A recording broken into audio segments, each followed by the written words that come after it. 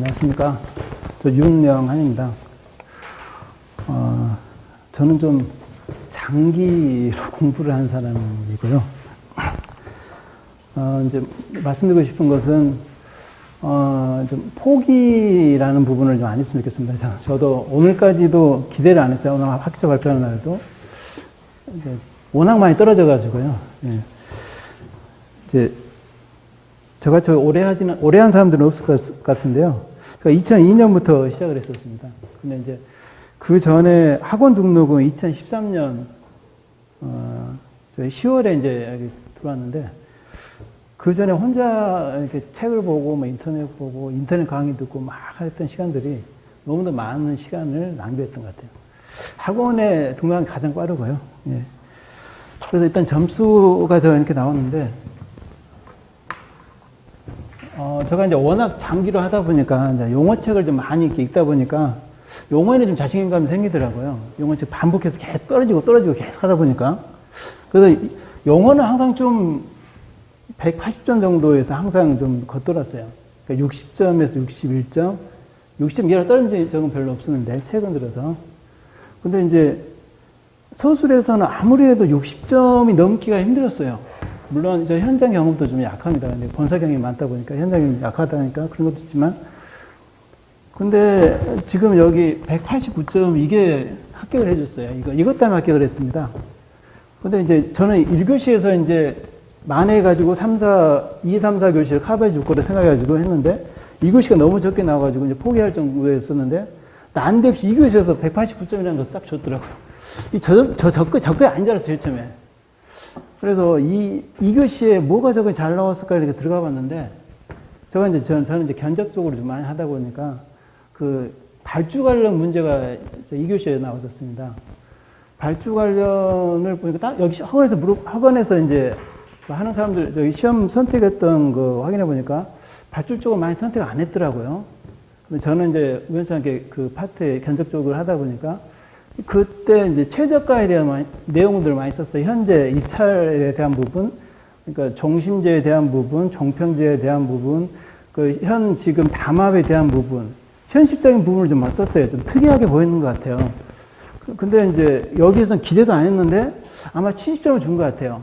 그 발주에 대한 부분을. 그래서 좀 이 2, 3, 4에서는 차별화가 아니면 저 같은 경우는 60점 넘기가 도저히 힘들겠더라고요.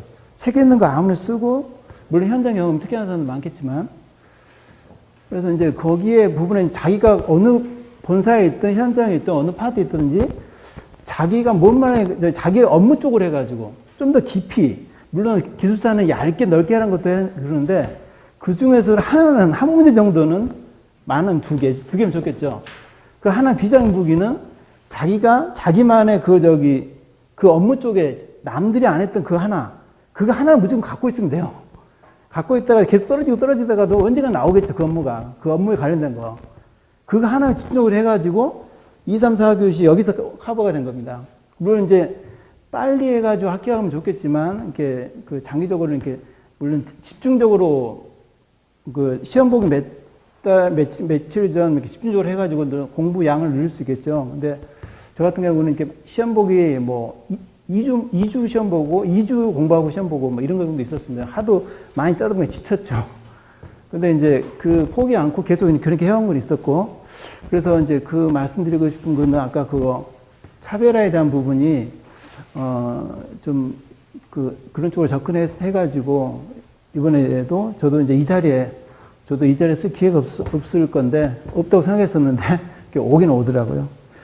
그리고 이제, 그 전에 이제 공부 방식에서는, 이제 저는 서술, 용어, 서브노트를, 남의 거 보고 처음에 시작했었어요. 그건 진짜 어리석은 겁니다.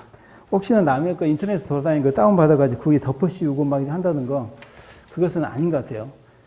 그런 거 봤다 하더라도 잊어버려요. 저는 이제 그다가 옮기는 작업 하다가 포기하고, 용어책 위에다가 그 여백 있죠. 서브노트를 안 한 분들이라면 여부노트에다가 그 포인트를 적어요, 포인트.